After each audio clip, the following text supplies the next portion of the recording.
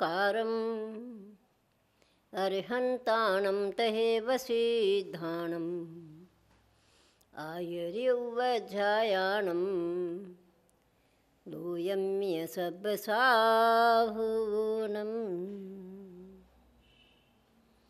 देवादिदेव श्री चंद्र प्रभु भगवान की, देसी पार्श्वनाथ भगवान की, बड़े आचार्य चार चक्रवर्ती श्री शांति सागर जी महाराज की, बड़े आचार्य रत्न 108 श्री अजित सागर जी महाराज की, गुरुवर आचार्य कल्प 108 श्री सरमती सागर जी महाराज की, बड़े जैन धर्म की जय।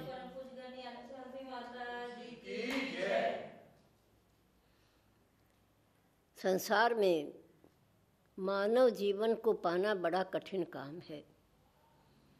बड़ी दुर्लभता से ये मानव जीवन मिलता है और मानव जीवन भी अनेक प्रकार के मानव होते हैं। भोग भूमि में मानव होते हैं, लेकिन धर्म कर्म क्रियाएं नहीं कर सकता है।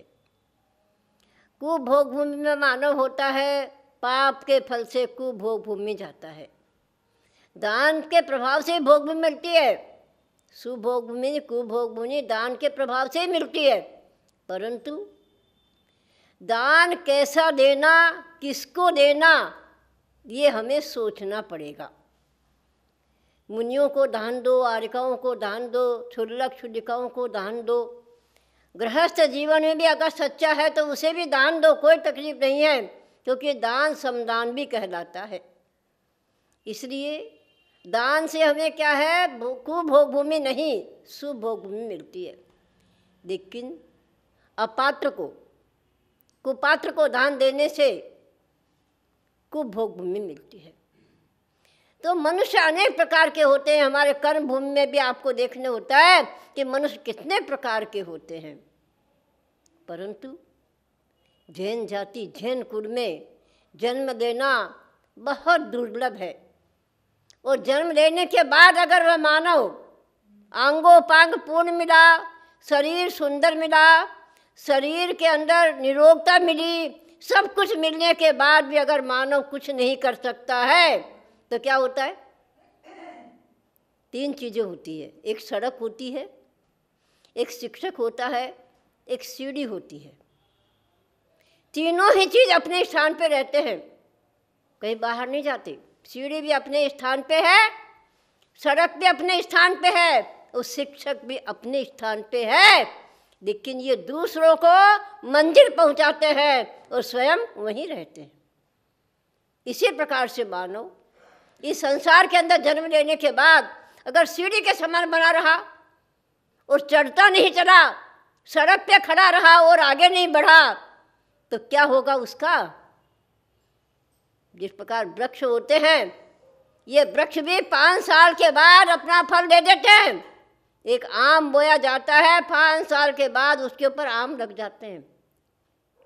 लेकिन मानव बचपन से लेकर 55 तक कुछ नहीं कर पाता है।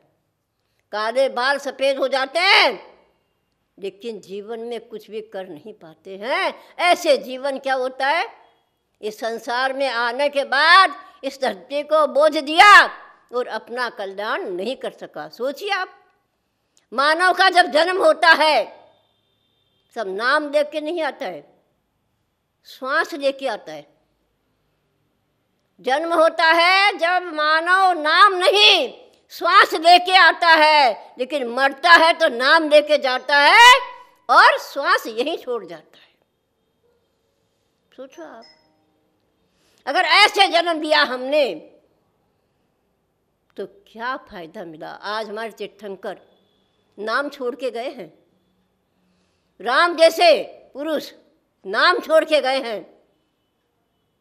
सोचिए आप, जन्म लेने के बाद कुछ करके जाओ, क्योंकि हमारे आचार्य कहते हैं देने के लिए दान होता है। निज हाथ दीजिए साथ लीजिए, खाया खोया बह गया, सब यहीं चला जाता है। जो दिया है वही आपके साथ जाता है, बाकी सब यहीं रह जाता है। तो देने के लिए क्या चाहिए? दान है। और लेने के लिए क्या चीज़ है? ज्ञान है। दान दो, ज्ञान प्राप्त करो। और छोड़ने के लिए क्या है? अभिमान है। घमंड को छोड़ दो। ये मानव को मायाचारी से तिर्यंच गति मिलती है। घमंड करने से तिर्यंच गति में जाना पड़ता है। मुंडराज जैसे उन्हें मान किया, विचार किया कि करने दो, दुनिया तो मेरा जय जयकार कर रही है, इसमें मेरा क्या बिगड़ रहा है। इतना सा विचार आने मात्र से उस भाव से तो दिगंबर भेष से स्वर्ग चले गए, लेकिन आने के बाद क्या बना? हाथी बनना पड़ा। नाक को जमीन पर रगड़ के चलता है, तो ऐसे नाक को रखने से क्या फायदा होता है? ऐसा घमंड कभी जीवन में ना करो। सोचिए आप, प्रेम मिलता है कैसे? प्रेम मिले, प्यार मिले, कैसे मिलता है आपको? बचपन में मुफ्त में मिलता है। दुनिया उसे बालक को गोद में ले करके घूमते हैं, प्यार देते हैं, खिलाते हैं, पिलाते हैं, सब कुछ करते हैं। तो बचपन में मुफ्त में प्रेम मिलता है, लेकिन जवानी में प्रेम को कमाना पड़ता है। जब तक आपके पास कमा करके पैसा नहीं है, कोई आपको बोलने वाला भी नहीं है। प्रेम जब ही मिलेगा जब आप पुरुषार्थ करके उस प्रेम को कमाओगे, धन को कमाओगे, तभी जा करके आपको प्रेम मिलेगा। नहीं तो स्वयं के माता पिता भी कह देंगे, नहीं कमाता है, जा तेरा अलग रहे, मेरे से कोई मतलब नहीं तेरा। तो बचपन में मुफ्त में मिलता है, जवानी में कमाना पड़ता है, और बुढ़ापे में मांगना पड़ता है कि मुझे प्रेम चाहिए। प्यार से बोलोगे तो पानी पिलाएंगे, नहीं तो कोई पानी भी देने वाला नहीं मिलेगा। सोचो, जन्म लेने से कुछ नहीं होता है। जन्म को ऐसा लो कि सीढ़ी के समान एक एक पैर ऊपर चढ़ते चले जाओ। आज साधुओं को पाटे पे क्यों बैठाते? आपको जमीन में क्यों बैठना पड़ता है? साधु भी आपके घर से निकल के आते हैं, लेकिन वे सीढ़ी चढ़ते हैं, एक एक पांव आगे बढ़ाते हैं, तब जाकर के उन्हें पाटा मिलता है। और यहाँ पाटे पे बैठने वाले क्या होते हैं? अगर अपना कल्याण वे भी करें तो स्वर्ग में जाकर के अंतिम मोक्ष सुख को प्राप्त करते हैं। ऐसे जीवन में प्रत्येक मानव को अपने जन्म लेने के बाद बार बार ये सोचना होगा कि मेरा भी कल्याण कैसे हो। बिना कल्याण के, बिना धर्म के कुछ भी मिलने वाला नहीं है। और धर्म कोई चिड़िया का नाम नहीं है कि हम कहीं बाहर से खरीद लाए, कहीं दुकान से मिल जाए, कहीं हम बाहर से प्राप्त कर लें, किसी के द्वारा हमें ग्रहण करा दें। आप सोचिए, धन तो कमा करके प्राप्त किया जाता है, धर्म तो मुफ्त में मिल जाता है। धन तो कभी कभी मुफ्त में भी मिल जाता है, कभी बाप का मिल जाता है, तभी ससुर का मिल जाता है, बिना कमाए भी आता है। लेकिन धर्म कभी बिना कमाए हो सकता नहीं है। हमें धर्म के लिए पुरुषार्थ करना ही होगा। इसलिए उस पुरुषार्थ को करने के लिए प्रत्येक मानव को इस जन्म के अंदर ये पुण्य उदय आया है। जैसे हमें मानव जीवन, जैन जाति, जैन कुल, सुंदर शरीर, निरोग शरीर प्राप्त हुआ है, इससे जितना भी हम पुण्य कमाना चाहें उतना हम कमा सकते हैं। आज मानव सोचता है कि ध्यान से मोक्ष होगा, ध्यान से स्वर्ग मिलेगा, लेकिन इस हीन सहनन से ध्यान हो सकता नहीं है। इसलिए इस हीन सहनन में क्या करो? पुण्य करो।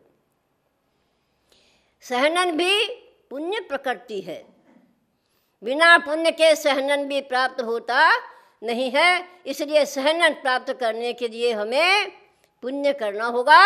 और पुण्य करने के बाद जब सम्यक दर्शन प्राप्त हो जाता है तो सम्यक दृष्टि जीव एक ही सहनन को लेके आता है। चाहे वो कहीं से भी आए, नरक से आए, चाहे स्वर्ग से भी आए, लेकिन मोक्ष जाने वाला सहनन उसे पुण्य से ही मिलता है। और चौथे गुण स्थान में एक ही सहनन प्राप्त होता है, वज्र बसव नाराज सहनन। इसलिए हम ऐसा पुण्य करें, ऐसा धर्म प्राप्त करें, ऐसी भावनाएं बनाएं कि अंत में भी हमारा जीवन सफलता को प्राप्त हो। हम सांस को छोड़कर, सांस नहीं जाता है लेकिन नाम जाता है, इसलिए मरण के समय ऐसे भावना करो कि हमारा नाम बना रहे और श्वास हमारा धर्म ध्यान पूर्वक निकले। इसी से कर